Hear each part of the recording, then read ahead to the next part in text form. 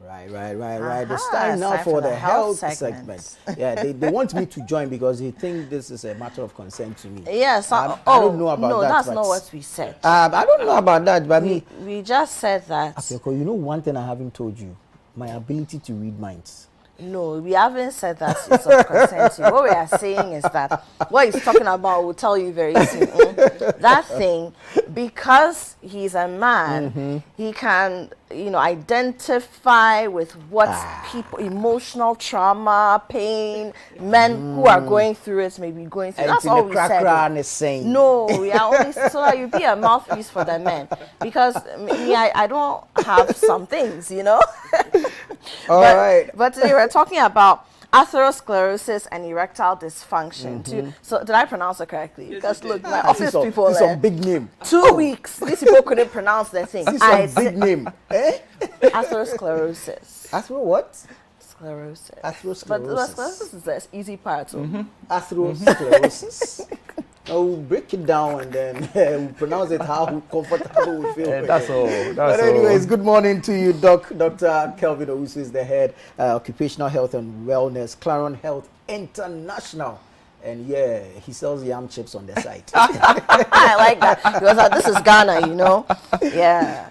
Yes, anyways, good morning, Doc. Good morning. Good to be here. It was a fabulous weekend, and I mean, it's giving us some new vim, so we are pushing forward. Awesome.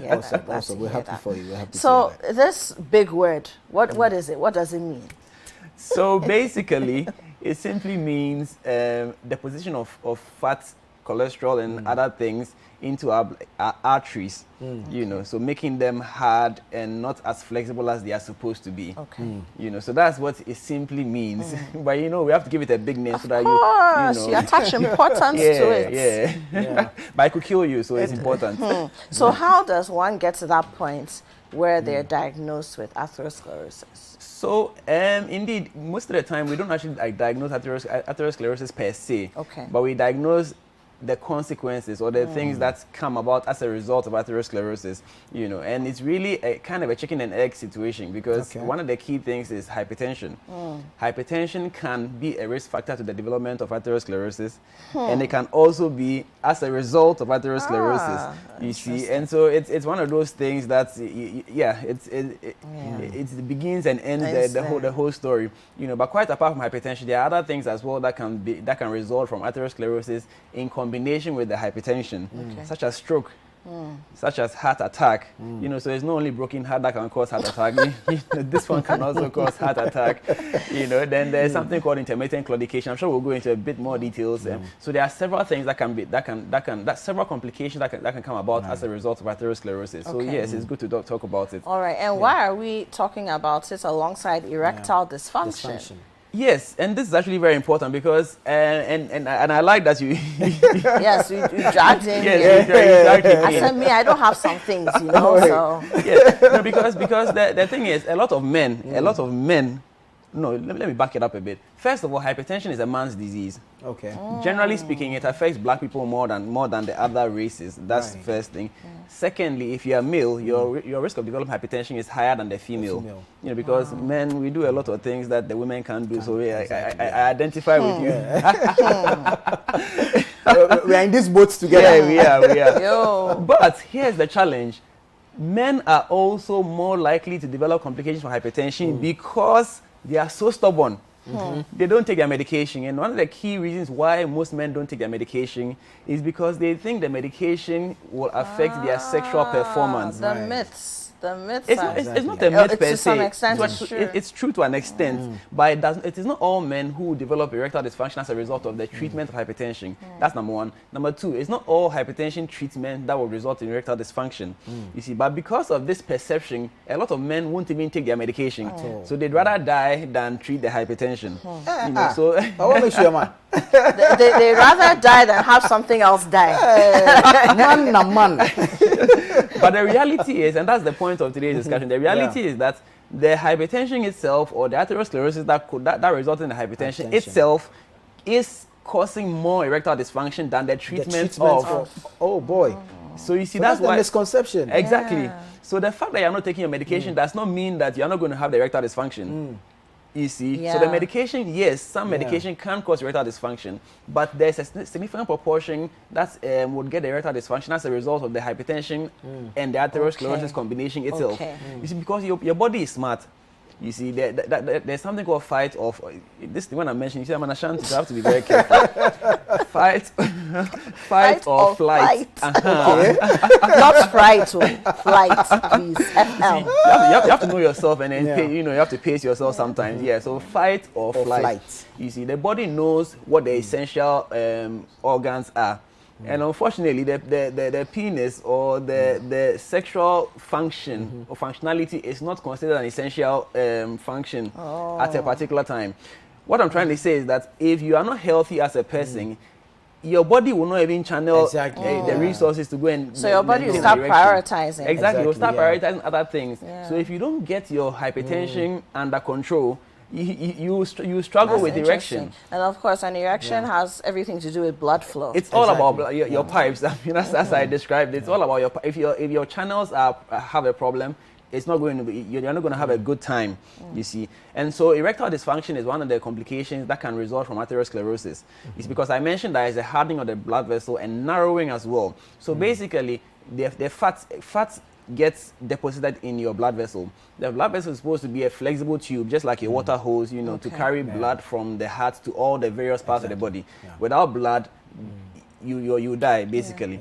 So if atherosclerosis, if you start off life with a lumen, the inside of your blood vessel this big, as you grow older, it begins to narrow because of certain habits we'll talk about shortly. It begins to narrow because of the deposition of fats. Now, if that narrowing becomes so significant that blood cannot, a significant volume of blood cannot go through, how do you intend to sustain an erection? Because erection basically, as Apioko majestically declared, our in-house experts. Exactly. I take it. Erection basically is blood going into the penis to fill the various spaces, and then that blood staying there for the duration that it needs to stay there, and then afterwards, due to some biochemical reactions, it will be released to come back out. So if blood is not able to go into the penis because of blockage of the vessels, then you either struggle to get an erection or you have difficulty even sustaining that erection.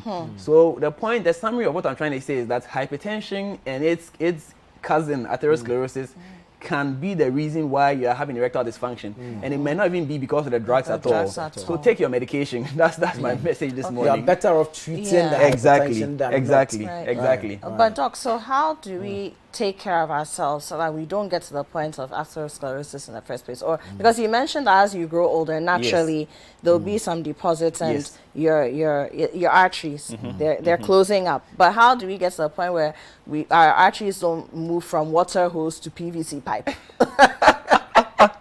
Well, I mean, as you rightly said, as part of the aging process, these things are going to happen, you see. So that's why it's better to live your best life when you are young, So that when as you live your best life. The time is now. Don't be postponing things. But there are some things that we do that speeds up these things. And number one is our lifestyle. I mean, hypertension itself has been classified as a lifestyle disease. So anything that would speed up hypertension is also part of the lifestyle category. So the thing, what we eat, whether we exercise or not, all these play a role. So for instance, now our diet is heavily processed.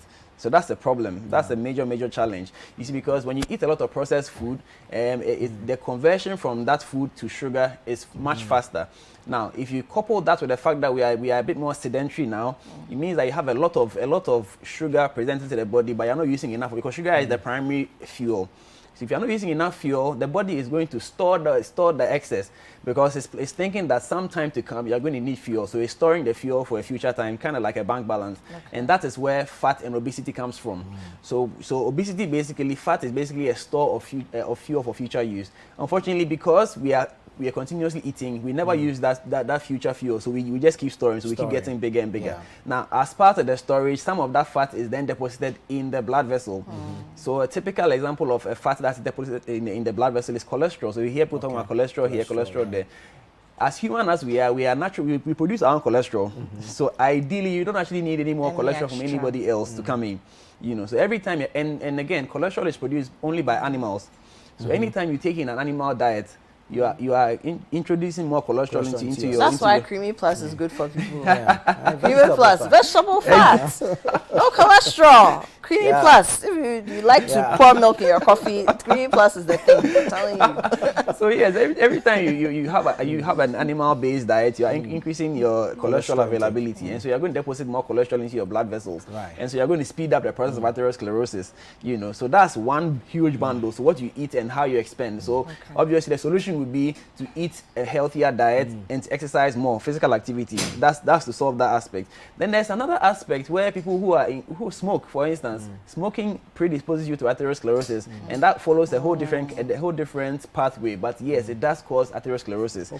You know, so if you can stop smoking, you obviously reduce your chance of developing atherosclerosis. You know, and sometimes in some situations there are some disease conditions. You know, some inflammatory disease conditions can also predispose you. So people who have autoimmune forms of arthritis or other autoimmune inflammatory diseases have a tendency to develop atherosclerosis as well. You know, so all these things put you at risk of atherosclerosis. Of course, there's also one thing that, so what I've mentioned, right, what I've mentioned so far are modifiable, which means you can actually do something about it. I mean, you can decide to stop smoking, you know, you can decide to eat healthier, you can decide to exercise, you know, but you cannot decide to stop aging. You know, so that's not a modifiable risk factor. And then family history. If it happens, so it so happens that in your family people tend to develop hypertension or these atherosclerosis related things, then again you can't modify because you can't change your genes. So these are some of the things. So those things that are in your control, we really have to take advantage and then fix them so that we can slow down the progression of atherosclerosis. Otherwise, the erectile dysfunction, it will come. It will represent. And that seems to have, I mean, whipped up the interest of a lot of people. Of course. Fifi from Tesano says, hello to Four and Apioko. Kindly ask Dr. Usu to tell us how long an erection should last. Hey. No, but it's a legitimate question. Yes, I mean, so typically or medically? Typically it also tends to be medically. So an erection should actually not go beyond five minutes. You know. No, tell them all.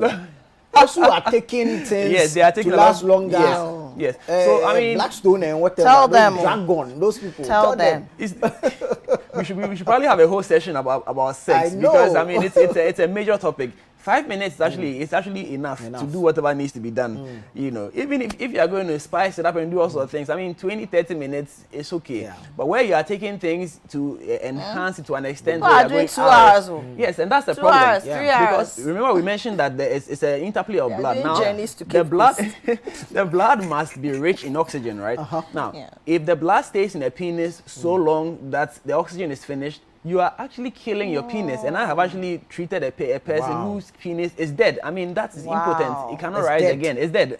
Yes. Wow. The penis is dead. No, you should see the reaction of all the men on the floor. They're all like, oh, you cannot resurrect. Well, I mean, that one. We need to bring you back to talk about this. We need to bring you back to talk about this. Because if you're a healthy young male and you are taking enhancements that are meant for people with erectile dysfunction, or people with impotence related things, you understand that you are adding what you don't need. So the complications are there. And as I said, this is not hearsay. I have personally managed a person who had that complication, and for the rest of his life, except the good Lord himself intervenes, he cannot have an erection. So it's real. All right, guys. I mean, why is it's enough? It's more than enough. Stop taking those things. Actually, 5 minutes, you are good. You don't owe anybody any Janko hour or Temapaga Jenny. Charlie, check yourself and stay healthy. I did heritage caravan in the bedroom. It's not necessary.